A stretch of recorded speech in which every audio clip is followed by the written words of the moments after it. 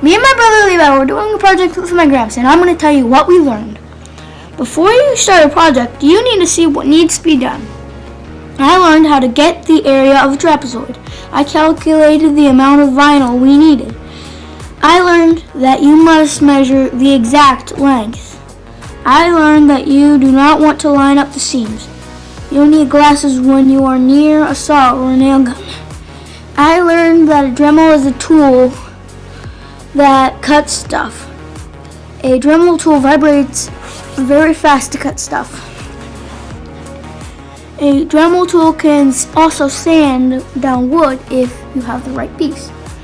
A Dremel tool can catch wood on fire if you don't let it cool down. A compressor compresses air for nail guns so they can shoot bursts of air to shoot out nails or staples. A compressor takes in air. Air has water in it, so it can rust if you leave air in it for too long. A compressor can carry lots of air. I learned that because when I let the air out of a compressor, it took at least 5 minutes. A compressor has a knob that allows you to change the pressure of the air that comes out.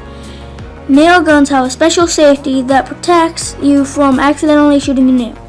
A nail gun can shoot either nails or staples. A chop saw is a saw that has a button on the handle.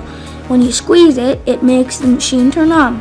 A table saw is a saw that sticks out of a metal table. A table saw has a plastic piece that keeps your plank stable and straight. I learned what a table saw, a chop saw, and a Dremel is. I learned to be careful cutting wood with a Dremel because it could catch fire easily. I learned to make a room look longer with flooring by putting the flooring the long way. I learned what a box knife is called and what it's for. A box knife is for cutting the tape off of boxes. I learned that an air compressor can rust if you leave the air in it for too long. I learned that a nail gun can work by shooting out little bursts of air. I learned that a staple gun is manual. You use it with your body, not with an air compressor.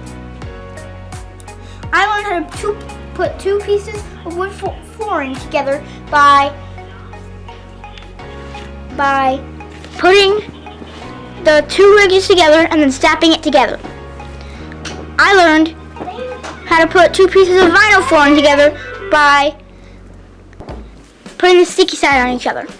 I learned that you can use a template to find the exact measurement that you need. I learned how to peel off the cover of double-sided tape by taking a knife, cutting the corner, and peeling the cover off. And finally, I learned how not to be tall so I do not hit my head on the lights.